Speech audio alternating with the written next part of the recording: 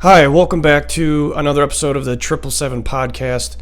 My name is Matt, and today our subject is going to be the civil unrest. And I'm not even going to talk about the COVID-19, but in America, the absolute civil unrest. And let's be honest, the media doesn't say it this way. They say that they're protesters, but it's domestic terrorism. That is what every day. There is all the cities all across the country. They're breaking shit, stealing shit, and burning shit. They're literally destroying this country. And I'm not saying that people shouldn't be allowed to protest. And I get people are pissed, but that's not what this is. That's not what this is anymore. It's been hijacked 100%. And I'm sorry if you don't agree with me, but that's my opinion. And just look around you.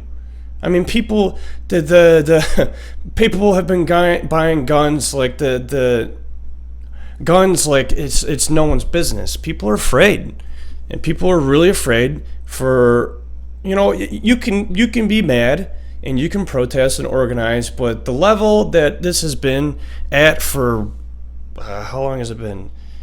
June, July, for 3 months now, like every day. This is domestic terrorism, and I don't want to get too conspiratorial, but it almost seems like it was done not entirely on purpose, but it's being used to trick people. It's easier to trick people when they're afraid or they're pissed, and I think that is 100% what's happening. And it's funny that there's election right around the corner. And I'm not even going to get into that because that's a whole other. I don't want to get like Alex Jones on you and go deep with it. But yeah, I just kind of want to talk about it. I think people should be able to do what they want when it comes to their sexuality or the way they dress or the people that they associate themselves with. People should be able to do what they want, largely. I'm not saying that people should be able to go around and murder, 100 people. That's not what I'm talking about. But I feel like people should be able to do what they want because that's what I want for myself. I want to be able to do what I want. I don't want anyone telling me what I can and can't do. I don't think anybody likes that. Nobody likes that, and this is crazy. It's you never seen this coming, and I guess it's probably been building up for who knows how long, but it's not even it's not just the black community. The white community is a part of this as well. I mean, being a cop is not an easy job. And pretty much but almost every interaction that I've had, the cops are a jerk. And I do feel like cop culture needs to change. I support the police because without them, it's anarchy, and you've seen what's been happening. I support the police, I really do, but cop culture needs to change, 100%. And the way that they interface with the public needs to change, 100%. But in the same time, you gotta keep in mind that, what if you were a cop? You know that you're basically the bad guy. Even if you're like a genuinely like good cop and you're not trying to mess with people, you know that people don't like you. People of certain races, it's like the whole black male and white cop dynamic. That's real. I'm not gonna decide or have an opinion on either or side, but if you were a cop, it's a bad time to be a cop too right now. You don't know. You might pull somebody over for, give them a ticket because their taillight is out, and you don't know if you're going to come home. What if you got little babies that need you and a wife? That's how crazy this whole dynamic is. You can be, here you go, man. Here's a ticket, but that person has a warrant for an arrest, and they ain't talking to no cop, and pull out a gun and shoot them right in the chest. How many times has that happened? A lot. And again, I want to make it certain to whoever's listening to this that I don't pick sides. I almost never really pick sides. I just wanted to. You have to be able to make a balanced decision and a balanced opinion. You need to look at both sides. You just have to. If you don't, and you just are fed bullshit, and you lean this way, and you're not open-minded, then that's extreme. You're an extremist. Either side, doesn't matter. That is what's happening right now in our country.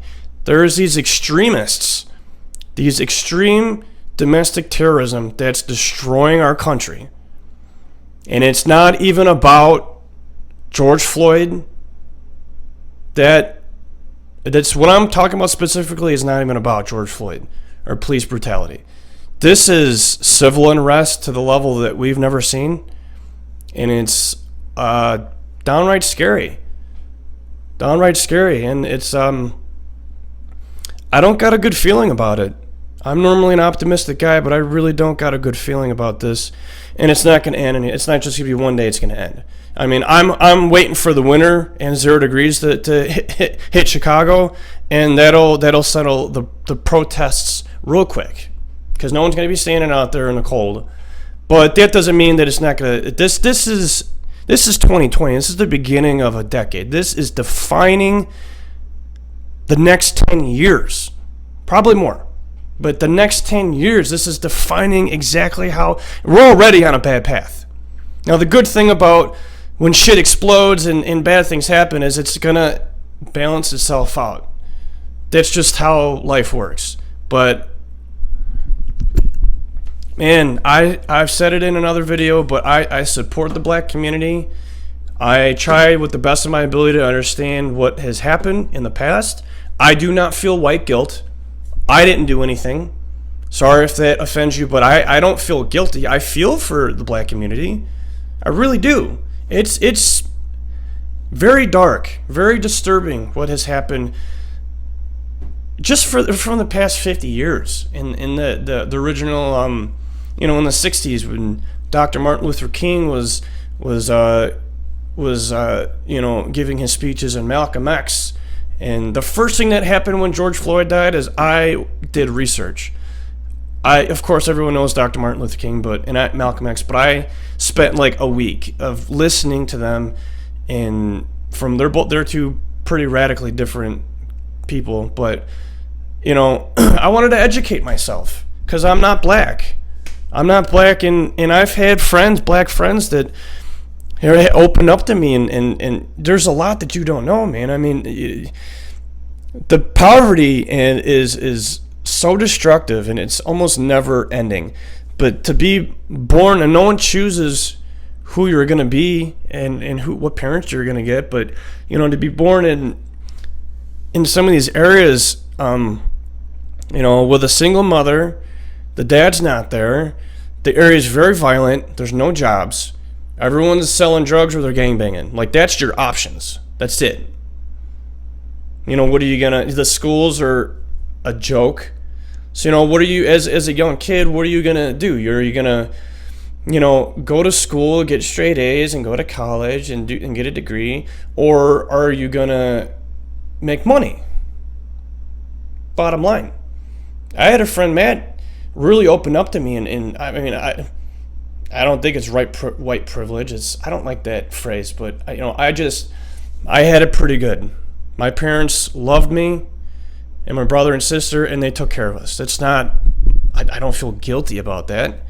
I'm very lucky, but to be born in those circumstances is most certainly self-destructive, and it's a never-ending cycle. And very few people can get out of that. I mean, you can flip. It doesn't even matter the blacks. You can flip the roles. Let's say that the blacks were the first here, or the Africans were the first here, and they had enslaved the Europeans, and everything was reversed. It doesn't matter. But what's been happening is so dark and disturbing. But it's evolved over the years because it's not. It's more. I swear, it's the more the black community versus the authority. That's I see sticking out because you hear stories in the past century of especially when segregation was going on. a little girl was walking home from school, and you get like these just nasty white trash people, yelling at him, "Get out of here! We don't want you here!" and throwing rocks at him. Like I don't agree with that. That's not right. A little kid, or separating blacks and whites. I don't agree with that. That's some weird control thing. And I don't get how people think. I feel like not many people think the way I do. There's a lot out there, but it almost seems like I just don't. I guess it starts with their upbringing, If you're taught to hate and taught to judge, then that's what you're gonna do.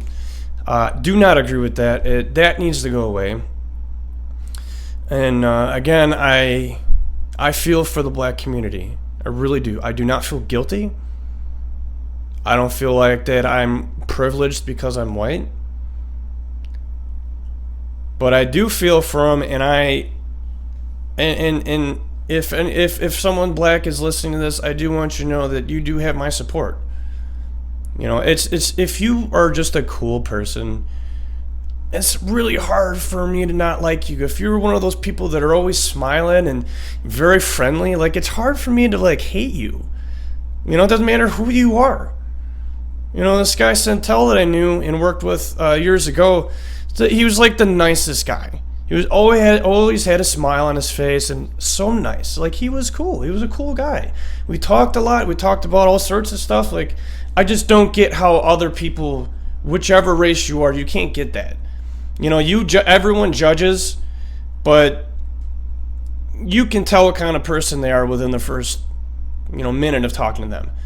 And it's just not right to not like somebody just because of the way they are. That's not right. So, yeah, I don't know what's going to happen. It's a crazy time to be alive, that's for sure. So, all right, I'm going to wrap it up there. Thank you for listening, and if you enjoyed this, please consider subscribing. Peace.